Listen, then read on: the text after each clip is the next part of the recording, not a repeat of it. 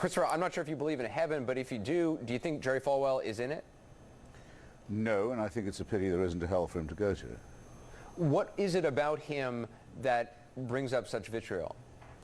The empty life of this ugly little charlatan proves only one thing, that you can get away with the most extraordinary offenses to morality and to truth in this country if you'll just get yourself called reverend. Who would, even at your network, have... To use even the phrases tonight that he's vulgar, fraud, and a crook, and then to say that the discovery of his carcass, I think you are incredibly mean, incredibly selfish, and incredibly thoughtless. You invited me, sir, to give my opinion of the departed. I give it to you, and you say, well, that might not upset his family. I said it while he was alive. Will you give his opinion about... Former Liberty President Jerry Falwell Jr. is facing a civil lawsuit from the school over his alleged affair. Attorneys for the university are seeking millions, saying Falwell withheld damaging information that would affect the school's reputation. He released a statement saying he plans to fight this in court.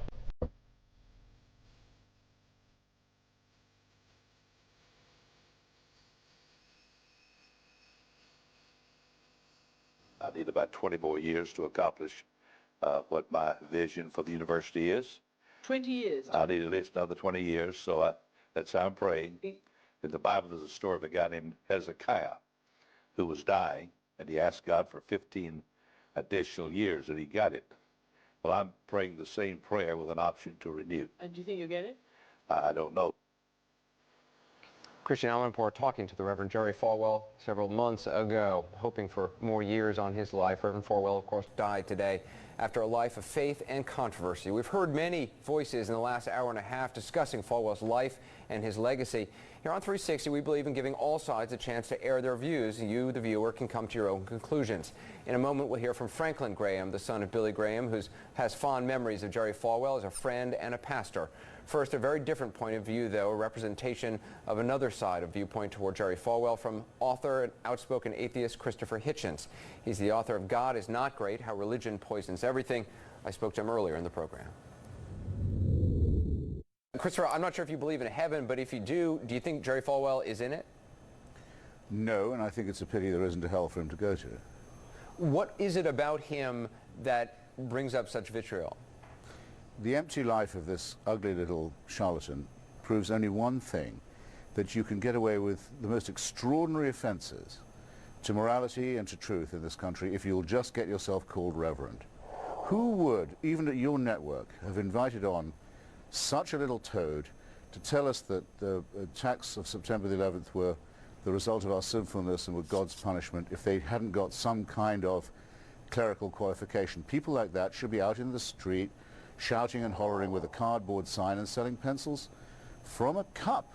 The whole consideration of this horrible little person is offensive to very, very many of us who have some regard for truth and for morality, and who think that ethics do not require that lies be told to children by evil old men. That we're not told that people who believe like Falwell will be snatched up into heaven, where I'm glad to see he skipped the rapture, just found on the floor of his office, while the rest of us go to hell.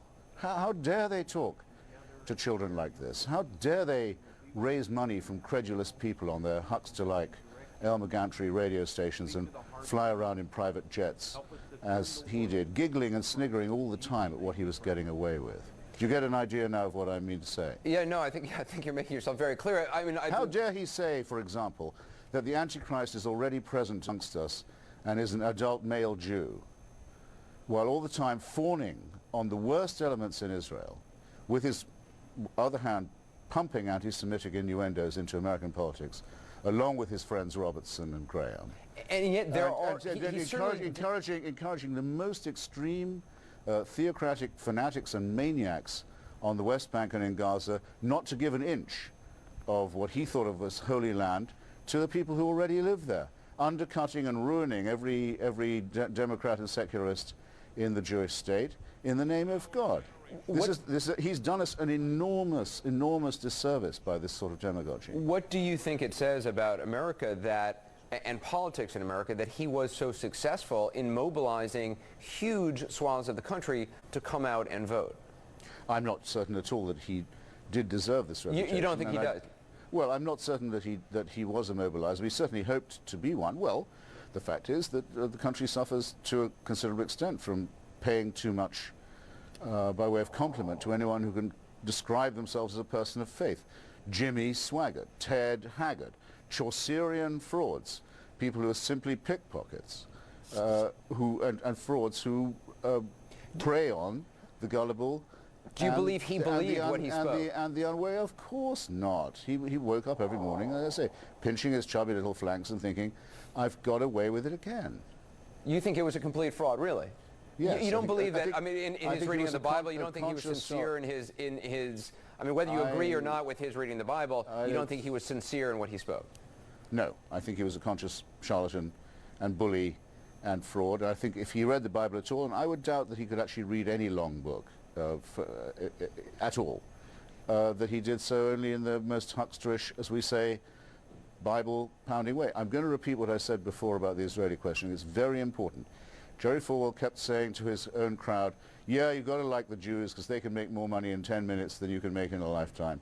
He was always full, as his friends Robertson and Graham are and were, of anti-Semitic innuendo, yet in the most base and hypocritical way, he encouraged the worst elements among Jewry. He got Menachem Begin to give him the Jabotinsky Medal, celebrating an alliance between Christian fundamentalism and Jewish fanaticism that has ruined the chances for peace in the Middle East. Lots of people are going to die and are already leading miserable lives because of the nonsense preached by this man. The book is God is Not Great. Christopher Hitchens, appreciate you being on the program. Thanks for having me. Christopher Hitchens, his comments have provoked a great deal of email, positive and negative, we should say. We'll read some of your comments ahead. On the radar tonight, your reaction to Jerry Falwell's passing and our coverage of it. Some of you taking issue with our interview with outspoken atheist Christopher Hitchens. Lindsay in Indianapolis writes us, I hope you'll apologize to America for allowing someone on your show that would call this man a toad, as Mr. Hitchens said, or Hitcherson as she's called him. What would people think if I came on national television calling Ellen DeGeneres a lesbian toad? Lindsay, I'm not sure what Ellen DeGeneres has to do with it, but we believe in presenting multiple points of view on 360. You seem to assume that I agree with all the guests that I have on. I don't, but I don't think that really matters. What I think doesn't really matter. We invite people on if they have legitimate points of view. Falwell was certainly a divisive figure, and we thought it important to hear why. Sue, on the other hand, in San Jose, says, thank God AC360 included Mr. Christopher Hitchens on the show tonight. Mr. Hitchens' comments about Falwell were stunning and remarkable and refreshing. Linda in Boulder, Colorado writes, may he rest in peace and people can refrain from disparaging him now that he's passed. His faith was great, even if his social views were misguided. On the other hand, Chaz in Virginia Beach says, I've met Dr. Falwell. He was decent, passionate, and engaging. He had the strongest belief in his convictions of anyone I've seen, and I liked him very much. As always, to weigh in, just go to CNN.com/360blog and follow the links. Hitchens wasn't out of line. He was saying what a lot of people are too afraid to say. Jerry Falwell blamed 9/11 on Americans, saying it was God punishing feminists, LGBTQ people, and secular society. That's not faith. That's exploiting tragedy to push an agenda. He pushed fear, control, and guilt while building a massive empire off donations. Private jets, influence, power, all while preaching humility. The Bible literally warns about this in Matthew 7:15. Calling out false prophets who look righteous but aren't. And the contradictions are insane. He spread rhetoric about Jews and the Antichrist, then turned around and played political games with pro-Israel movements. That's not conviction. That's manipulation. This is exactly Hitchens' point. Religion gives people like this a shield. Say you're a reverend, and suddenly you can spread harmful ideas without being questioned.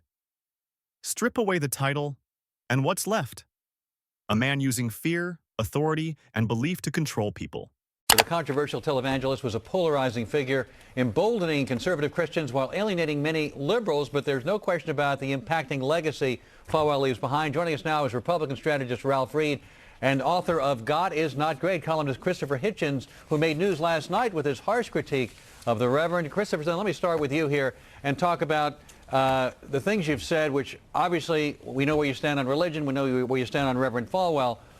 By being so angry about what his legacy was and is, are you not hurting his family and others who may have no dog in that hunt, but who would just like a few moments to celebrate his life and have some peace? well, I don't care whether his family's feelings are hurt or not. But if they are, they can take comfort from the extraordinary piety and stupidity and, generally speaking, uniformity of the coverage of the man's death. It is, after all, was said by the supposed Jesus of Nazareth to his followers that they must expect to be mocked for their beliefs, because their beliefs will appear to many people to be ridiculous, if not worse than that, and that they are to take it for granted that they will be ridiculed. That's true, I think, of the most devout and serious and thoughtful Christian, but for a vulgar fraud and crook like the Reverend Falwell, it's an obligation to say what one thinks about him, or be left off the air and have people like yourselves broadcasting only piety. And that well, whatever. I'm not broadcasting only piety. I did my radio show, and now we're having you on here to talk about your view, very different than what else the media is saying. You're having me on and then arguing that maybe it's bad taste to have me on. I don't think that's very hospitable. Well, I thought it was a legitimate question, because I think people are wondering. Yeah, well, I've answered it. I've answered the question. You have, and I will now move on to Ralph Reed, now that you've answered that question.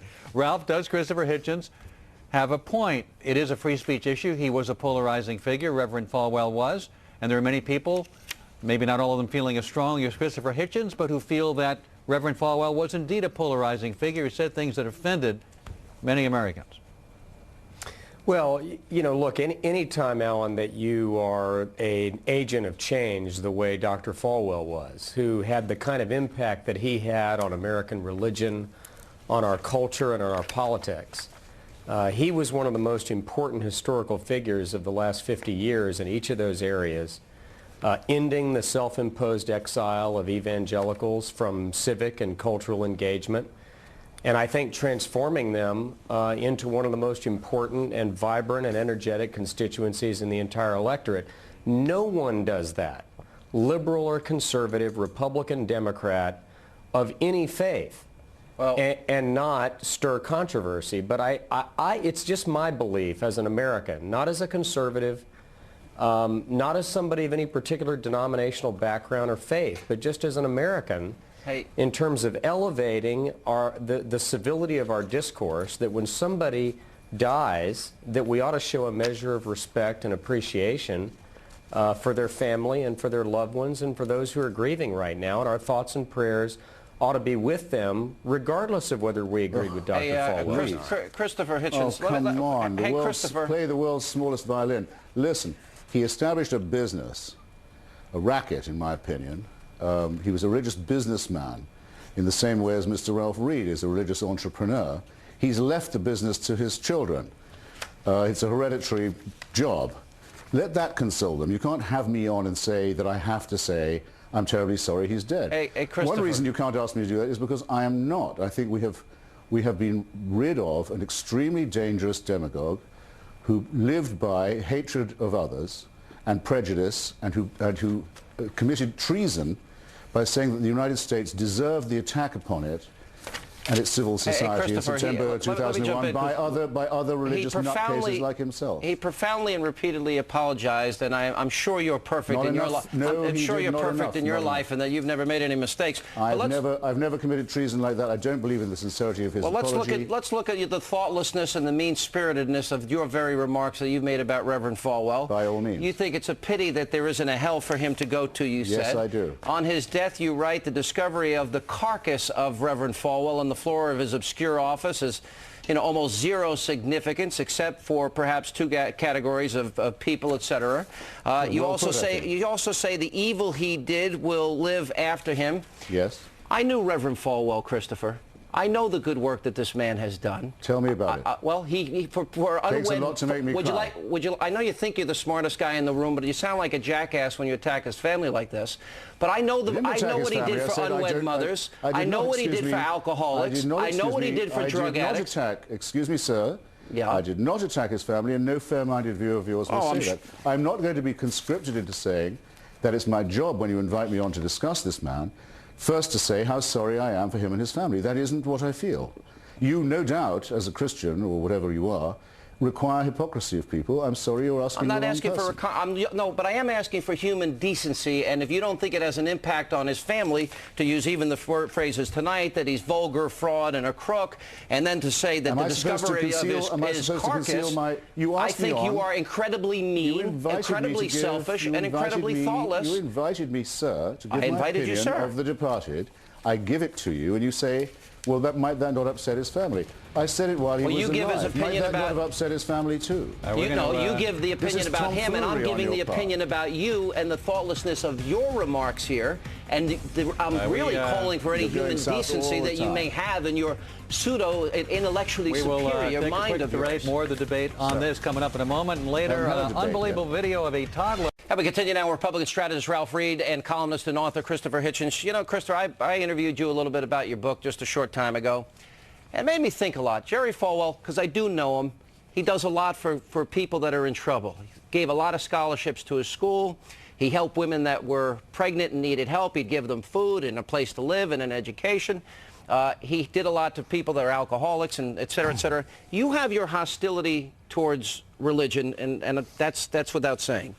You know, I just wonder, you know, when you compare his life, you know, there are a lot of good atheist communists out there like Stalin and Mao and Pol Pot, and, you know, they slaughtered millions. Jerry Falwell slaughtered nobody in his life. He may have misspoke once or twice, but he devoted his life to his religion. Do you have nothing good to say about him at all? No, I repeat, Jerry Falwell lived on hatred and superstition and bigotry. He preached dislike of people whose lives he knew nothing about. He raised money from credulous fools. You don't know anything about his life. Now, excuse me, sir. You can either ask me on and ask my opinion, or you may not. But I don't have to be here if you're going to take that attitude. Well, you could leave. You spent the first half by saying I had no right to the opinion you'd asked me on to express. Now you're tiring me out. I repeat, though. No, what I said is your opinion was thoughtless. What you wrote was crude and mean and hateful.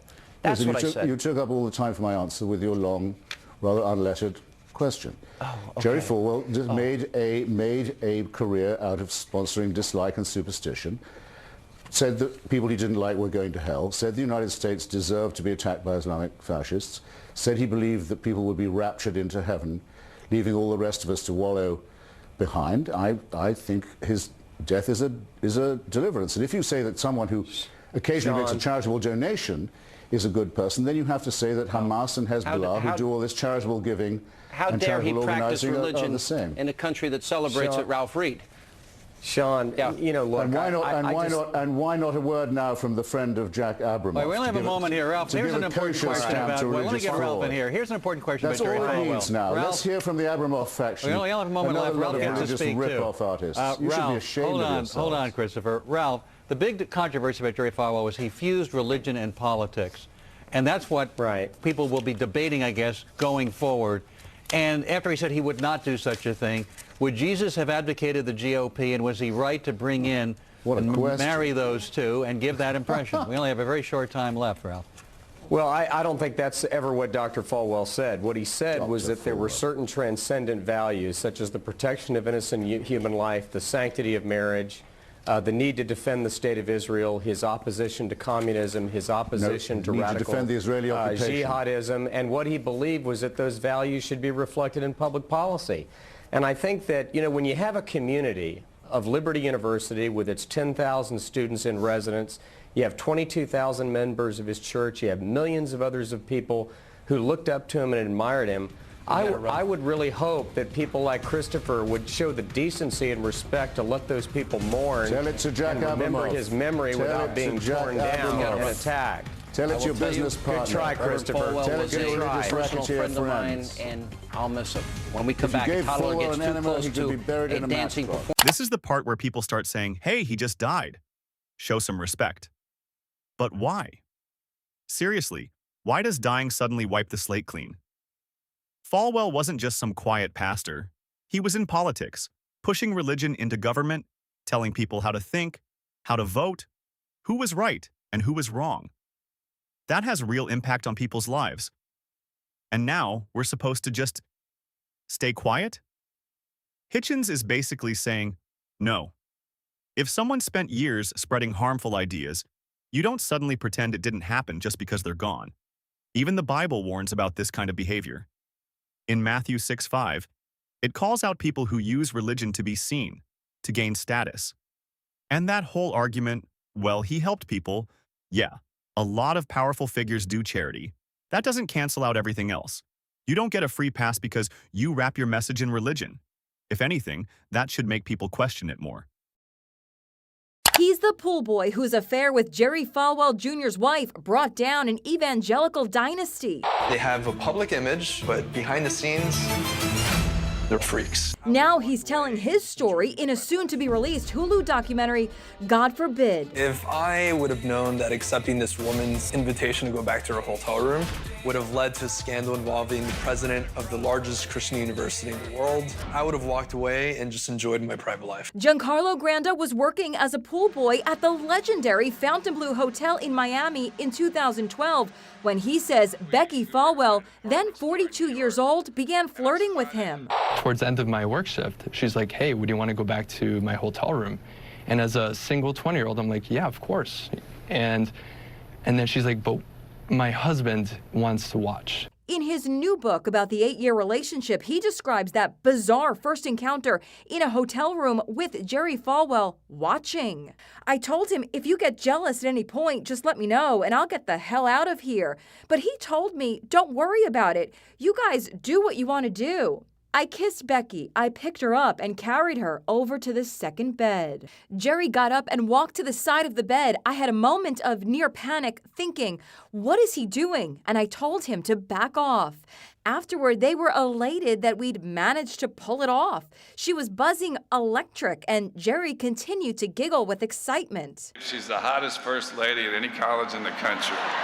When word of the affair leaked out in 2020, Falwell was forced to resign in disgrace as president of Liberty University, but their marriage survived. Falwell Jr. has denied being involved in his wife's affair. The documentary God Forbid, the Sex Scandal That Brought Down a Dynasty premieres November 1st on Hulu.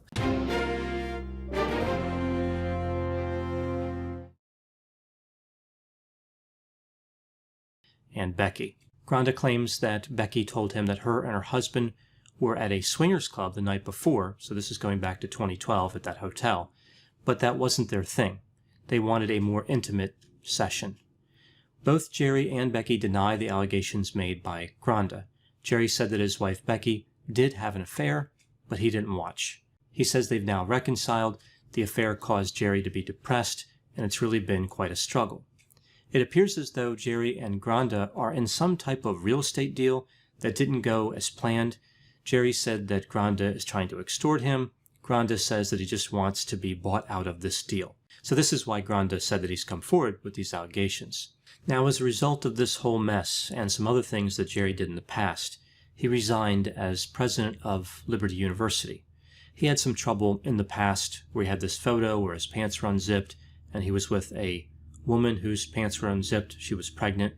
So things weren't really going well for Jerry Falwell Jr. before this happened with Granda. So again, these are just allegations. Really, they're allegations made by both sides, and the truth is not known at this point. If the allegations are true, I think the concern about Jerry Falwell Jr. is really the hypocrisy. As the president of Liberty University, he promoted values that are inconsistent with watching another man have sex with his wife. Granda isn't actually alleging that there was any criminal activity involved in this, right? So again, it seems restricted to hypocrisy. So stepping back from this particular case, because again, I don't know what happened here, I've seen a number of questions about the alleged activity, right? This idea of a man who enjoys watching his wife have sex with another man. To keep this description simple and straightforward, I'll refer to the couple as a husband and wife. I'll refer to the man who is invited to have sex with the wife while the husband watches as the guest. The terms used by people who engage in this activity are a little bit different. The guest is usually referred to as a bull. The wife is referred to as a vixen. But the term for the husband is dependent on his motive. If the motive is for the husband to be humiliated, he is referred to as a cuck. This is where we get the term cuckold relationship. If that's not his intent, like if he wants to participate and also considers himself to be an alpha male or a bull, the term stag is sometimes used. So over the years in my clinical experience, including supervising counselors who are providing direct service to clients, I've encountered a number of these situations. Most of the time when people talk about this activity, it's historical. So there's a husband, a wife, or a guest, and they're talking about how this behavior occurred 5, 10 years ago, maybe 20 years ago. Every now and then it comes up as a current problem, an issue that one of the individuals wants to come to terms with or to resolve. Just to be clear though, this activity in and of itself is not pathological. It could be part of a pathology, but it does not have to be. When I have seen it as part of a pathology, substance use and paraphilic disorders seem to be evident more so than other disorders. And then you get to the part that really exposes the whole thing. Hypocrisy. You've got allegations from Giancarlo Granda about Jerry Falwell Jr. involving secret relationships, claims about private sexual behavior, and business deals tied into it. Falwell admits his wife had an affair, denies the rest, and says it's all blown out of proportion. Fine, maybe some of it is disputed. That's fair. But look at the bigger picture. This is someone leading a major Christian university, publicly preaching strict moral rules about marriage, sexuality, and how people should live their lives. Telling others what's right, what's sinful, what's unacceptable. And behind the scenes there's chaos, scandals, leaked photos, resignations, internal conflicts. That's the issue, not just the allegations themselves, the double standard. Because regular people get judged, shamed, and controlled under these rules. But the people at the top? Different story. Even the Bible calls this out. Matthew 23:27 talks about people who look clean on the outside but are full of corruption underneath. So when Hitchens talks about fraud and manipulation, this is what he's pointing to. It's not just belief, it's power, image, and control, while living by a completely different set of rules behind closed doors. So what do you think? Should people like Falwell be called out honestly, even after they're gone? Or should there be a line of respect no matter what? Drop your thoughts in the comments. I want to hear where you stand on this. And don't forget to like and subscribe for more.